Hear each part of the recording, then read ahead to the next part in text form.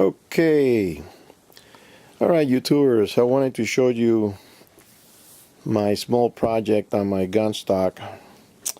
This gun stock is from a M77 Ruger 270 caliber, and I went and bought a new scope and I put it on, and then I looked at the gun and I said, man, the gun looks pretty crappy. It's all beat up. This gun has been with me everywhere. So what I did, I didn't do the right procedure. I kind of took a few shortcuts, but what I did is I just sanded it a little bit, took out the scratches and some bumps. I can tell not all of the scratches, and cleaned it up with solvent just to take the dust. See, that's a little spot. I want to take that off, and then I hit it with this Restore Finish. It's a leftover material that I had for restoring some furnishings, and I tried it, and didn't look too bad. So I let it dry. Let me give you a better view. Let it dry, and give it a couple of coats with a rag, and also then afterwards I sprayed it with some urethane main wax. Gives it a clear finish. It seals it. It waterproofs it, and it came out pretty smooth. It's not perfect. I'm not saying it is. The right procedure would have been to use some remover, some stain remover, and let it bubble up and wipe it off. But I just didn't think didn't need to do all that for a working gun. This is what I call a working gun. Also, what I did do, and it was kind of hard because this is American walnut, very hard to do. I sanded it all the way through here, actually all the way through here. This here had a little lump, and I still feel a little lump right here. I might have to do a little bit more. And then here it had a little knob right there, so the barrel could rest. Now it was darkened. It was kind of burnt from the heat of the bullet going through the barrel. So I removed that. So then I can have a dollar and run it under the barrel and have a floating barrel. When I tie it down, I will do the test again, and if it still needs some sanding, I'll take it off and get to it. The object is to have a floating barrel when it's completely tied down. So there's another look at the stock. I still got the tape on it. Doesn't have a lot of glass. I don't like guns with a lot of glass because in the open fields you get the sun hitting it and it will shine like crazy. Right now you got that gloss because of the overhead lighting. That's where you're getting this. If I go out to the sun, let's see.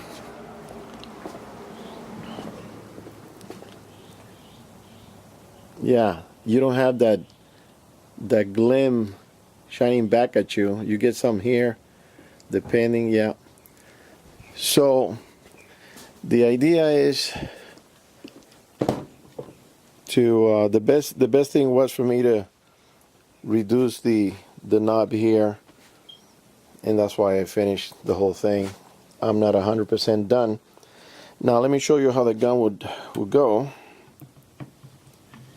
Goes in there, drops in. Okay, and then I'll tell you about the scope. Yeah, let me pull some money out. See if I can do this with one hand. Okay, there you go. And it goes all the way. Oh, it's ripping the dollar. Huh. It goes all the way to there. So that is not exactly the beginning. Let's see, the bullet sits here.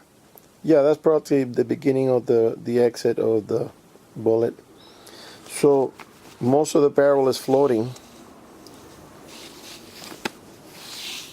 Of course, it's not tied down like I said. So when I screw it down, we'll see how it goes. Now, I had an old Weatherby scope on this gun,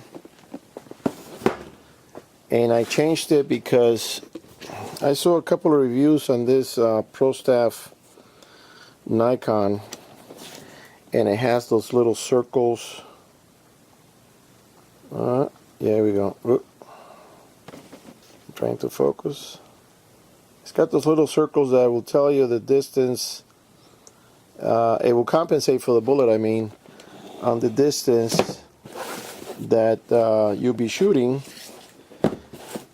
And I said, you know, I got a nice Weatherby scope. It's a little bigger.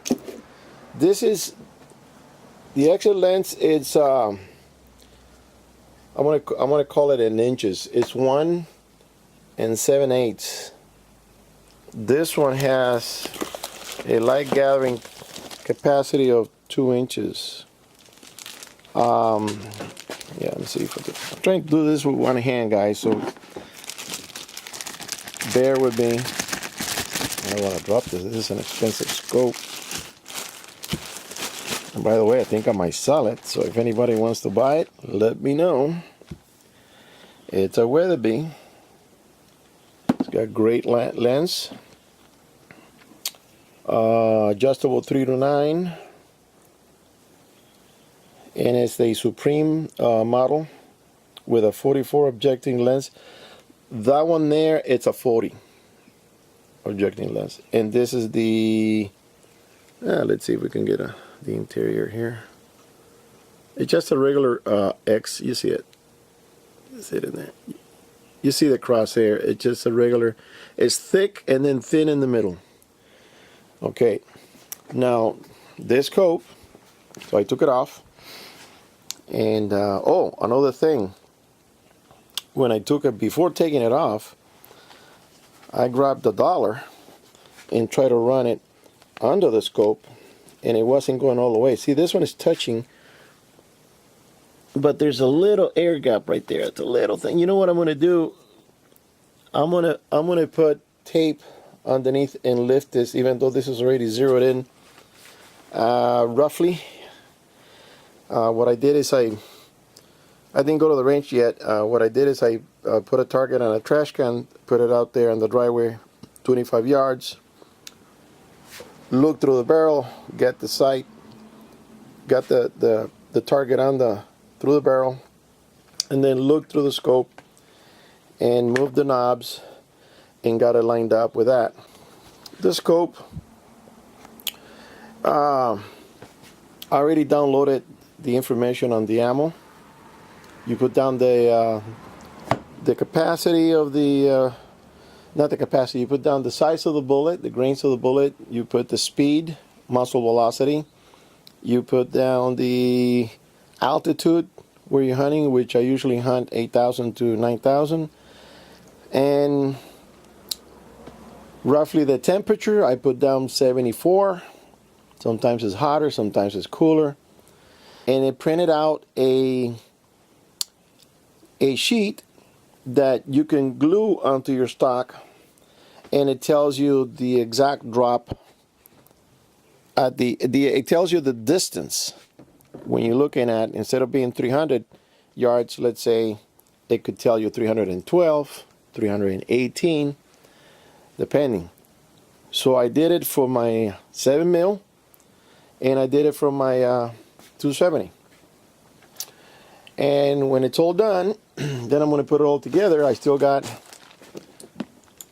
this hardware here, and the trigger housing, and some of the bolts and screws. So there it is. Now the area that I'm thinking of going, and I'm going to backpack this time, it's very wide open, and I might see a deer up to 1,000 yards. I am not shooting at 1,000 yards. I have to get closer. But if I can get in within 450 to 500, I'll take a shot with this gun. this gun at around 500, it only drops 20 something inches. I think it's 23. If you go 600, then it drops 42 or 41. So it's pretty flat up to 5, which is very nice for not being a Magnum. A Magnum will go flatter, obviously, but then you're carrying 2 more pounds. my BAR 7 mag, it's a very accurate gun, very long range, but it's heavy.